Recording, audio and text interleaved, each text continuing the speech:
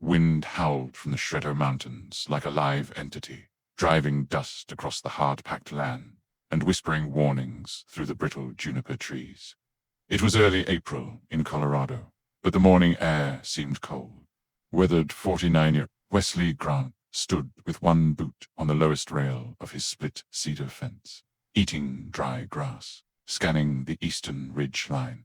He spotted her initially as a pile of old cloth on the post, a drifter's blanket or a damaged pack.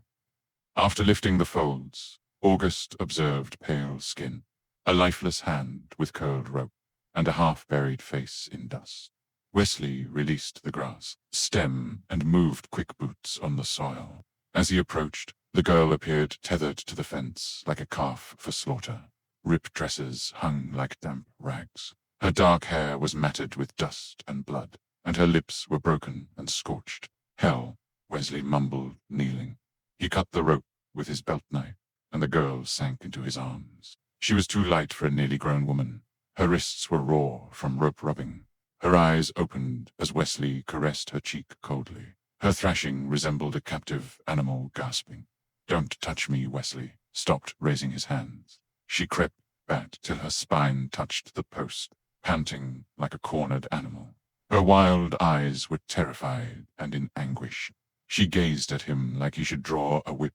He said, "I'm Wesley Grant," falling on one knee. "This here's my land. I found you tied to my fence. You got a name." She swallowed, staring at him. She croaked emberly. She nodded slowly when Wesley saw her arm cuts, how she gripped her side and her blistering feet from rocky terrain. "You've been out here all night." "He deserted me, father." Something harsh and familiar cracked inside Wesley. He knew a father who valued whiskey over politeness and used fists instead. He claimed debt. "She then claimed I wasn't worth it," said Wool. "Would finish it." She attempted standing, but her legs buckled. Wesley stepped forward again, slower. "I'll help you inside." Finished just inside, Ember hesitated, then nodded. He lifted her like a broken saddle. She flinched, but didn't fight Wesley. Brought her into the cabin, put her on the corner cot, and covered her with a wool blanket. She cautiously drank from the tin pitcher, shaking her hands. Every movement made her wheezy. Wesley lighted the stove, warmed a pan of broth, and treated her wrists with what he had. She observed him without speaking. Her final question was, "Why are you helping me?" Wesley said nothing because he was thinking of the child he'd seen tied to a tree at Fort Pillow and left for the buzzards as punishment, and his sister's sale at 16 by their father for a gambling debt in Kansas, because someone should have assisted. "Me," he whispered, looked away except for the fire crackling and the wind touching the shutters. The cabin was quiet. Then hoofbeats. Wesley stiffened. Ember sat perched, eyes wide. He inquired. She angrily shook her head. They returned. He rose and went to the window. Dust rose in 3 streaks towards his fence line from afar. 3 fast-moving riders, he questioned. Beau Renard, who they were. She muttered, "My father's man, and others I don't know. He owes money and promised me to someone, but panicked and said I'd bring dishonor." Wesley shot his Winchester against the wall. "You can shoot." Ember shook her head. "You'll learn." He gave her his old Colt and directed her where to sit near the back window. "Best visibility to barn blind spots. You don't have to shoot," he said. "Point, don't freeze." Ember nodded as the 3 riders slowed near the fence where he found her. One cut the rope still hanging there. A big, leather-faced lead man said, "Grant, I know you got her in there." Wesley exited the porch with his weapon. "Old man, you're keeping our property." Wesley tightened his eyes. "Girl's not property, a person." She, the man, smiled with yellow teeth. "She's not in the cabin today." In the hush, Ember mumbled, "They'll kill you," and Wesley Grant murmured back, without turning, with a rifle and a storm gathering. In his chest, on his porch. "Not before I kill them first." Wesley stayed on the porch. He kept the rifle steady but not elevated. He focused on the 3 males now visible. Talking leader wore long brown duster and big hat tilted low over eyes, like dry stone. On his right was a young man with jittery fingers near his gun. The third was larger and broader, his coat soiled with something dark along one shoulder. But what they were dragging behind them made Wesley's stomach neither a steer nor its remnants. The corpse dragged over the earth behind the lead horse, on a long rope, its head drooping lifelessly and neck twisted. Wesley recognized the brand. "You threaten me with a message?" Wesley asked quietly. The leader, Bo Renner Ember, summoned him and grinned coldly. "I didn't take anything," Wesley replied. "That female was placed on my fence, nearly dead. She was payment," he said plainly. "Our job is to keep business tidy. She's 15. Wesley said, "That may be Bo, but Marcus Darrow already paid for her." People don't trash Marcus Darrow, not unless they want to be that steer. Inside the cottage, Ember caught every word. Behind the window, her hands trembled and her ears thudded. Her knuckles hurt from holding the rifle too tightly, but she didn't dare release. She saw Wesley come back to stillness from behind the curtain. "Not kidding." Bo Renner changed his saddle. "Grant, you seem reasonable. Now that you know the complete tale, you have a choice. Hand over and ride out to continue breathing. Keep your land, or his words blew away. Wesley's rifle moved. "I have a better idea. He adds you boys. Turn your horses around. Go tell Darrow that the girl ain't his anymore. She's her own. She decides where she goes." "Bose is right," man mocked. "Hell, boss, I think he's serious." Bose frowned. "You're making this hard, Grant, and I'm tired of hard jobs." Wesley breathed and considered changing careers. Nothing moved for a moment. The wind paused, horses moved. Then the younger gunman's hand moved too quickly and eagerly. Wesley's Winchester snapped, and the child slid backward from his horse, boot catching the stirrup. His hat rolled across the dirt. Bo cursed and pulled his gun before the other two could respond. The big man to his left grabbed his rifle, but Wesley was already returning to the cabin. A second gunfire boomed from behind the house flames. The large man's horse was shot behind the shoulder. Screaming and rearing, the animal threw its rider. Horse and man fell, damn it. Dust burst around them. He yelled, arcing his mount wheel. "Return." Grant, you declared war. Wesley hid behind the cabin door as bullets tore into the frame. Inside, Ember dropped the Colt and covered her lips. "You hit him?" Wesley asked. "I struck my target horse." "But fine, Wesley." He peered between the slats. Bo Renner and the survivor were already dusty as they rode south. He looked back at Ember, immobilized by the table, her pallid face and shallow breath. I've never fired a gun," she said.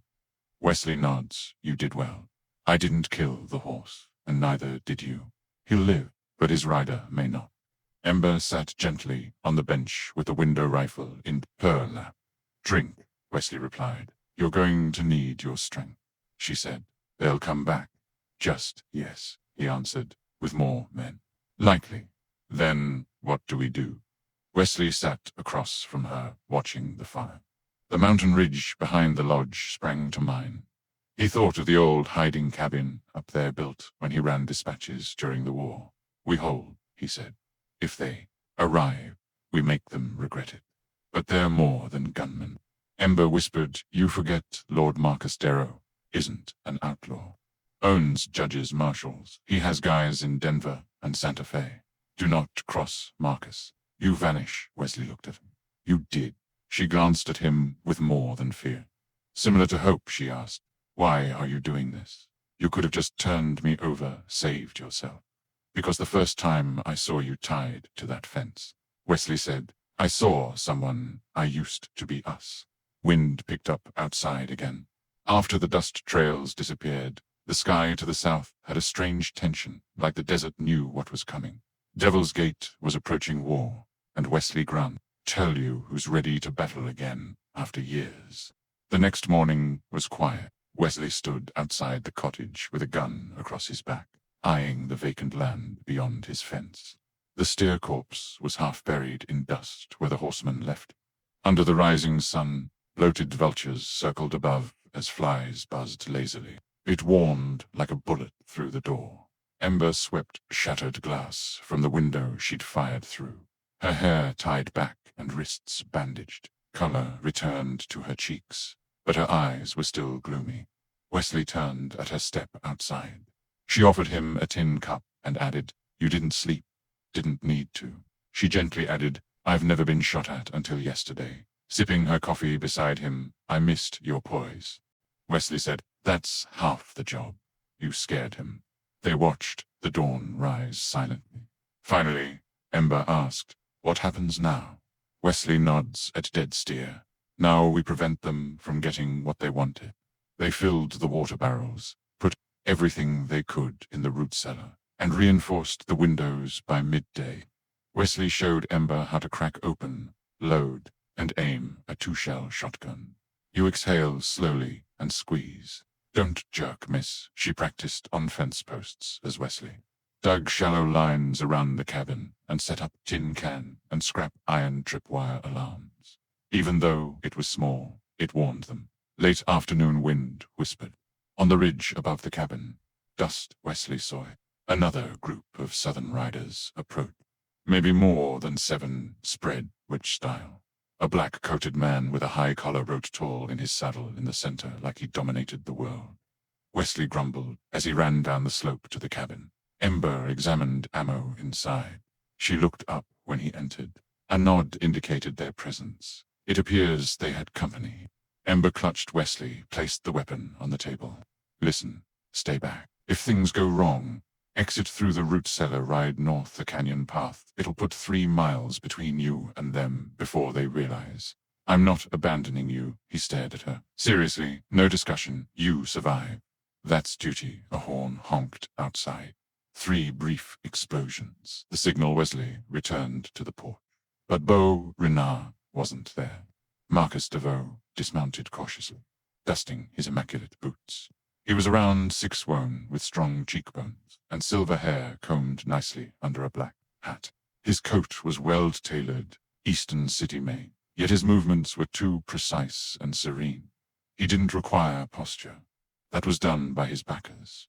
Wesley counted 8, all armed.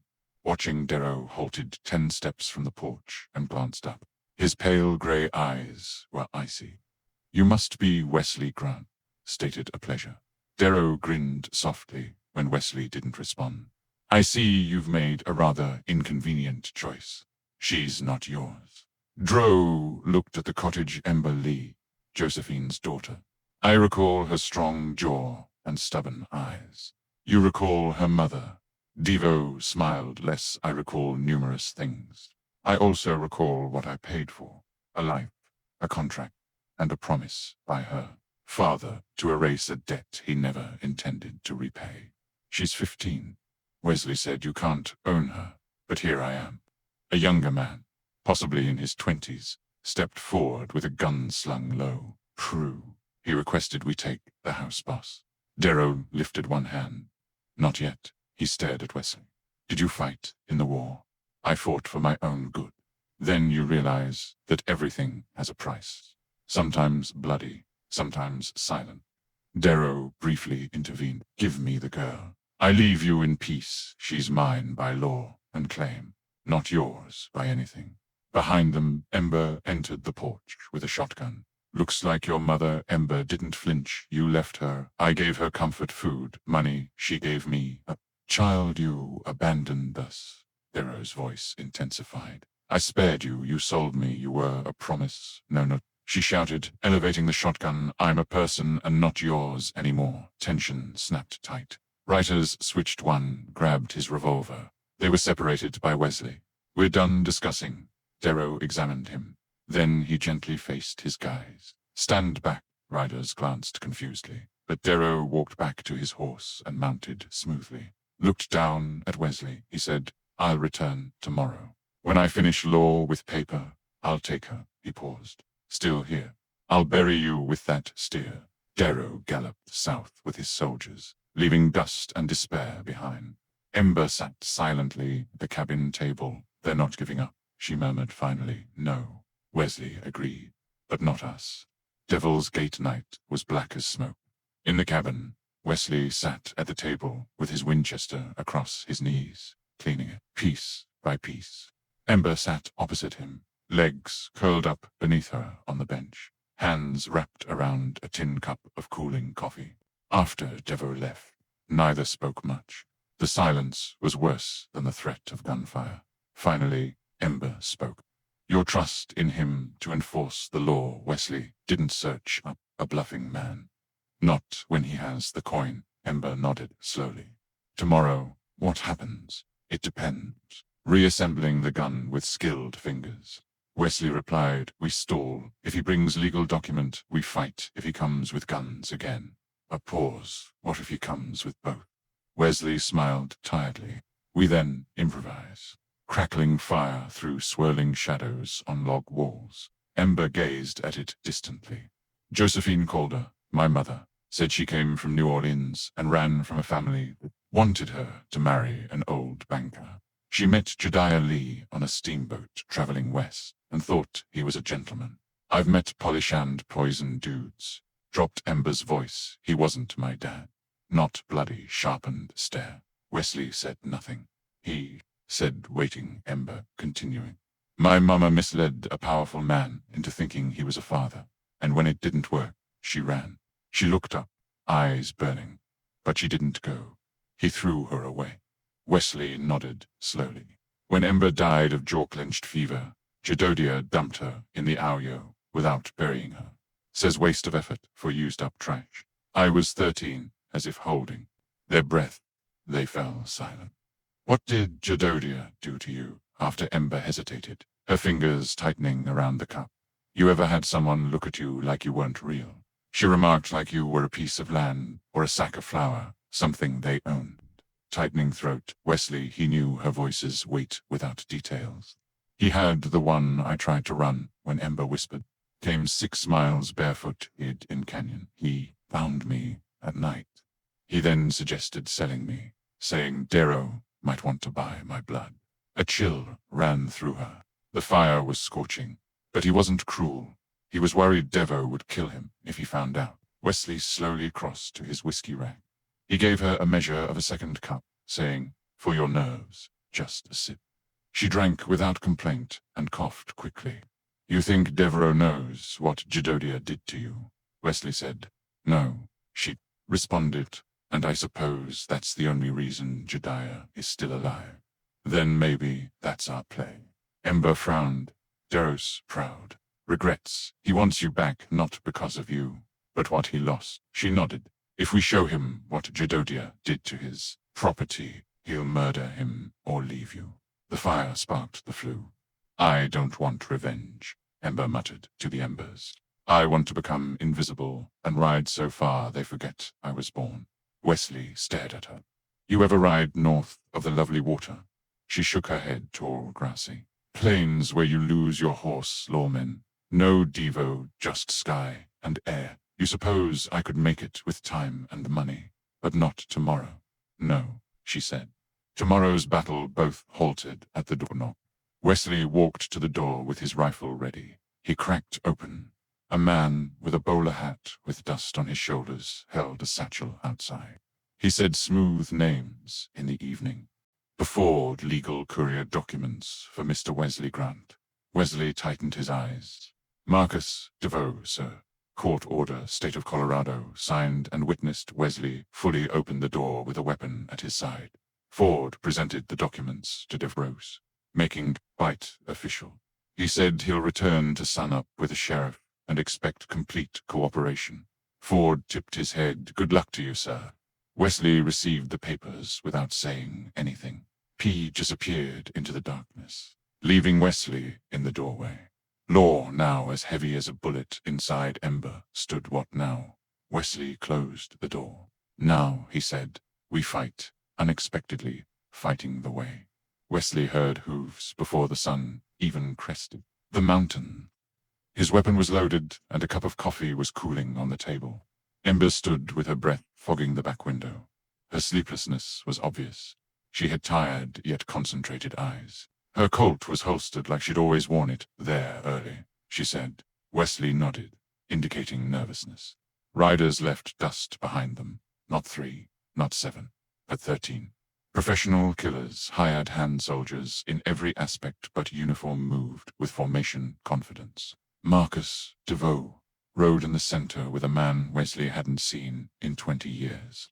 Clay Mortensen, the last time Wesley saw Mortensen. They were fighting the Lincoln County Range War. Mortensen was harsh and loyal to the highest bidder. He killed a pastor over a land deed and married his widow to spite God. He likely worked for Darrow. Wesley took another step onto the porch, Ember behind the door. One wagon had a dozen mounted guys and a short, frightened man in a dusty suit alongside it. Sheriff Calloway, Silver Junction, Wesley Grant, said, "I have a court order for the retrieval of Miss Ember Lee in accordance with contract law, rid of debt and judgment from the Territorial Circuit Court." A thick document was unfolded and held up. "No blinking, Wesley. That paper say she's chatting, says collateral." Calloway squinted at the print. Exchange was not delivered. "Girls' human rights claim by Devereaux." Wesley grunted. "I agree with the sheriff, but my job isn't to debate." Darrow stepped up to deliver, holds a shiny revolver at his hip. "Given you an opportunity," Grant remarked, voice calm, "but pride's a bad advisor." He regarded Calloway. "Fulfill the order." Calloway paused. Grant, with sweat on his brow, "I can stop a gunshot if you resist." Nothing from Wesley from the cabin ridge. The bullet ripped the sheriff's cap off and thudded into the wagon. The sheriff crawled for shelter. His voice broke in fear. "High ground," Mortensen yelled the rock chicks. Wesley acted quickly. "Raise the Winchester and shoot," killing the first rider to draw. Chaos broke out. Gunfire echoed. Riders ran for cover. Another man fell from his horse, grasping his leg after Ember's second blast. He shouted, "Hold your fire," from behind the wagon. "She's dead to me." Wesley swiftly reloaded inside the cabin. Behind him, Ember's voice crackled through the pain. "Splitting up for our circumnavigating the ridge." "Hold your spot," he said. "Choose targets." Wesley fired out the front window at a left circling rider. Missing hid around him. Bullets hit walls. As the root cellar was attacked, the cabin shook like a live creature. Wesley lay spare cartridges and powder tools. Falling back would be last stand territory. He wasn't ready to surrender. Outside, Mortensen spat commands. "Expel her." "Raise the charge." Cold stomach came to Wesley. "Fuel the wagon." Dynamite. He opened fire through the back door at the men making powder sticks. Hit the shoulder. The other dove and tumbled. Ember shot again, scattering. Crate splinters. Mortensen yelled, "Cover ridge." One cyclist climbed to the rocks from the base. Wesley noticed him too late. "Ember," he shouted. But Ember had left her rock. She moved, waited, and fired dead center when the man's head crested the slope. He dropped silently. Wesley smiled grimly. "Hell of a shot." "Lucky," she panted. "Keeps you breathing." Darrow shouted something unclear. Red-handed dynamite man lit a small fuse and threw the stick towards the rocks. Ember anticipated it. Instead of running or screaming, she aimed and fired. Bullet hit stick mid-arc. It detonated aloft, spewing smoke and dust across the battlefield. All was quiet for a moment. One cried, "Fall back, that girl's possessed." Men hesitated, awaiting Devo. Devo stood silently studying the rocks while Mortensen prepared to push. Wesley entered with firearm in hand. "You want her," he spoke rarely. "Come, take her." His hand jerked near his holster. Slowly shaking his head, he said, "Not today." He turned his horse. "Mount up," said, "We come back with fire." The riders complied. They left the sheriff shaking and ashamed. Wesley lowered his weapon as hooves receded into the distance. Ember climbed down the ridge. She had grime and sweat on her face, but her eyes were fierce. "Was that it?" she asked Wesley, looking south towards DeVoe's ride. "No," he responded. "Just the start." Day after combat, glass broke sharply and cracked. Smoke persisted along the ridge. Morning air reeked of burning powder and dry blood. In the cabin, Ember rewrapped the bandage on her shoulder, where a stone splinter had torn through her blouse during the explosion. She didn't cower now. Her Hands and breathing were steady. She'd overcome fear and found resolution. Survivorship was not victory. Wesley entered, cleaning his hands with a rag.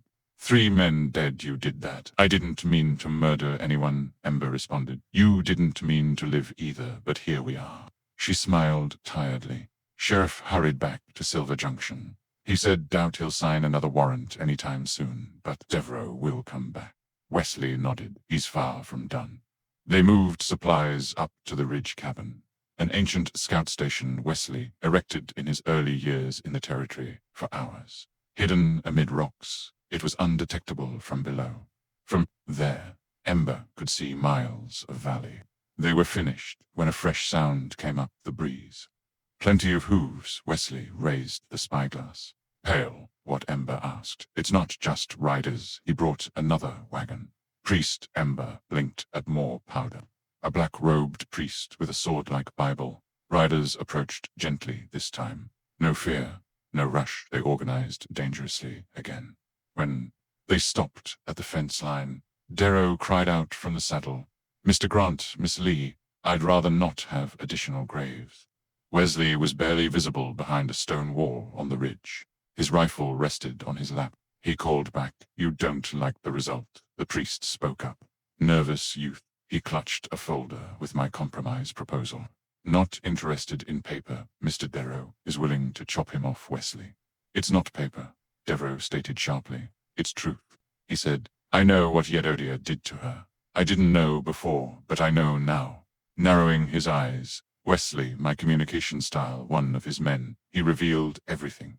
The beatings, seclusion, threats. Another pause. He planned to kill her. Bomb on your fence like a broken horse. Ember advanced with Wesley's shotgun for support.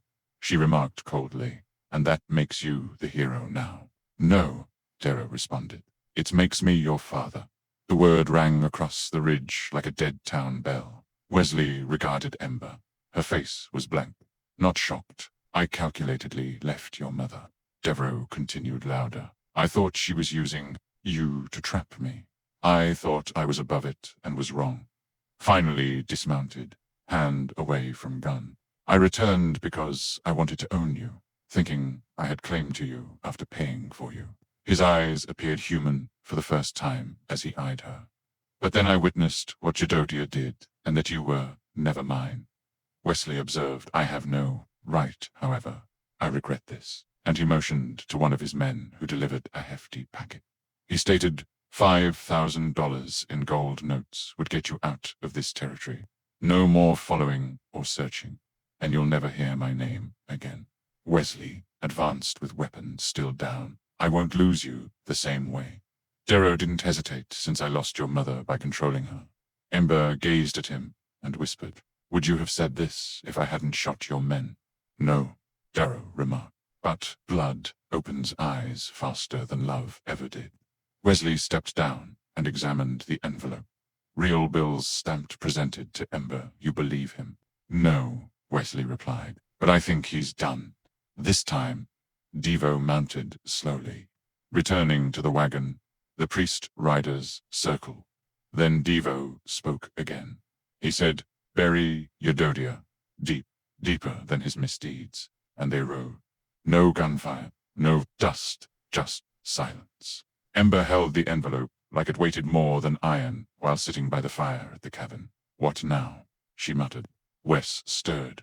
The fire, whatever you want. I don't even know what that is. You'll find out. You ever run away once? She asked. He said, run short. What made you stop? 3 days later, they rode out before dawn. Ember simply brought a clean shirt, spare rounds for the Colt, and a yellow ribbon her mother braided in her hair. They didn't talk much. Instead of moving north, they were going west to Dry Mesa, weighing what had passed and what may come. It was a forgotten mining pass with jagged shale ridges and bat and ghost-filled tunnels. Wesley had scouted the mesa during the war and knew every draw, nook, and sniper's hollow. A single man could avoid 20 if he bled. Wesley the peak was achieved after lunchtime. Only buzzards circling far off shattered the blue sky over the mead. Wesley made a primitive rock line. Ember helped without being asked. She sure about this? She tied the last brush loop. No, answered, but I'd rather finish it here than spend the rest of our lives looking over our shoulders. She agreed and sat beside him, observing the valley. Clay Mortensen led the way, while the duster flapped behind him like a black flag as dusk approached. 10 men following widely. Now be careful, no more arrogance, no more speeches. They wanted blood. Wesley balanced his gun on the rocks.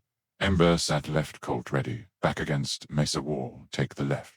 Wait for my shot, then move, Wesley said.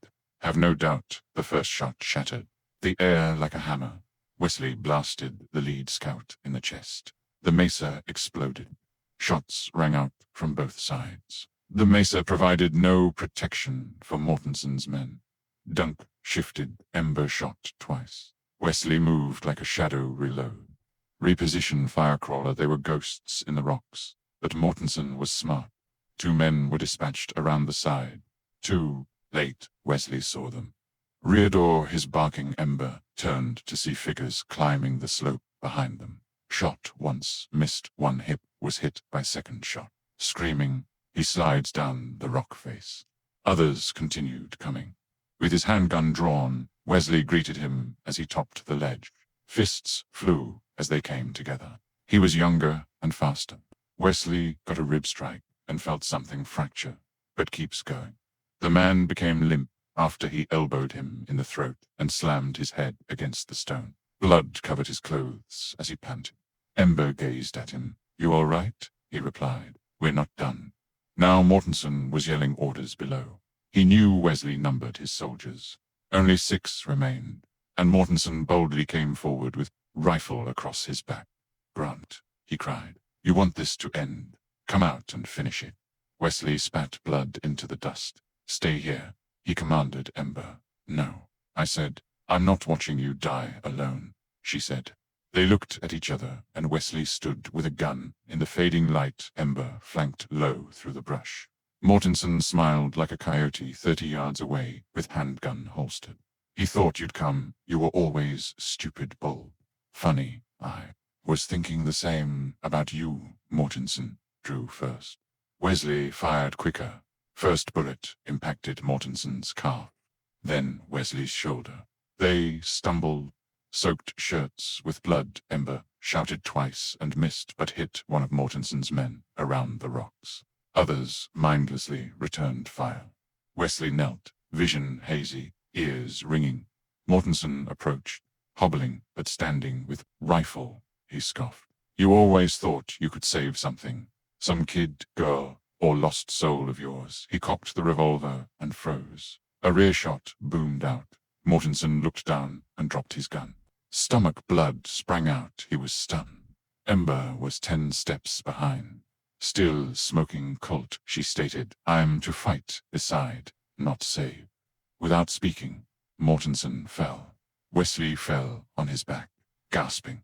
Ember hurried to his wound. No, no. You dare not kill me.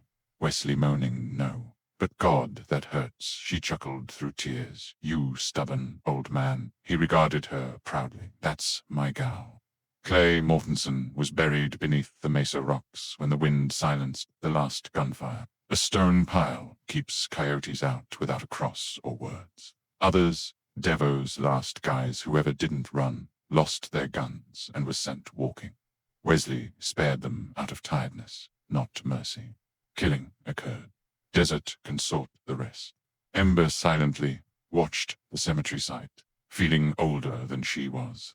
She felt the breeze in her hair and saw a vast sky bathed in early morning gold. Wesley used an old rifle stock crutch. He was standing with a sling on his arm and a screaming rib. Stubbornness was good medicine. He said, You sure about this? As she loaded saddlebags on her horse. Ember nods. I'll never be more than what happened if I stay here. Already you are. Her smile fell short of her eyes. I need to discover myself without a chaser. Wesley moved slowly when I wasn't a debt or mistake. He showed a folded map. Take this. Ride north, past Eagle Rock. Sarah Boone manages a boarding house. She'll help you to Ember. Put the map in her saddlebag. "How you?" she asked. Wesley glanced out over the valley, mesa, and cabin. "I'll fix fences, heal up, write letters, and maybe finish that porch swing I started 10 years ago." "You dislike porch swings," he grinned. "I detest incomplete tasks more." A moment of silence followed. "Don't beg to be broken, the kind that only occurs between those who've experienced something impossible to explain." Ember swung into the saddle. "You got a name you want to ride under?" Wesley asked a new one. She thought about it, then shook her head. "Not yet. I guess I'll know it when I find it." Her horse moved forward and paused as Wesley nodded. "Wesley, thank you for everything." He dipped his head. "You never needed to rescue Ember, someone to remind you of your value." She nodded and started her horse. The hooves drummed against the mud, and she blurred against the rising light, galloping into a world that owed her nothing and no one. Wesley watched her fade into the blur. He turned and slowly returned to the cabin. A letter came in Silver Junction 2 weeks later. Sheriff Calloway read it twice, then drank whiskey and read it again. It was unsigned, but written neatly to whomever it may affect. "Marcus Devo denies ownership of Ember Lee. Debt is settled. Attacking her or interfering with her travel will be violent. Promise, not threat. She's free." Sheriff folded paper, torched it in fireplace. It wasn't always necessary for law to be legal. Some weeks later, in a small town north of the Sweetwater River, a young woman entered a boarding house with dust on her boots and fire in her eyes. She gave her name, as Ember called her, and said she was from south of nowhere, west of a fight. That ended with a man giving me my name back. Innkeeper smiled. "You're welcome, Miss Calder." Ember nodded. "I'll probably stay." Outside, the prairie wind murmured stories of a girl left to die, and the man who wouldn't let her, blazing gunpowder, and unselfish love, and Devil's Gate, where the devil came to collect and discovered something stronger.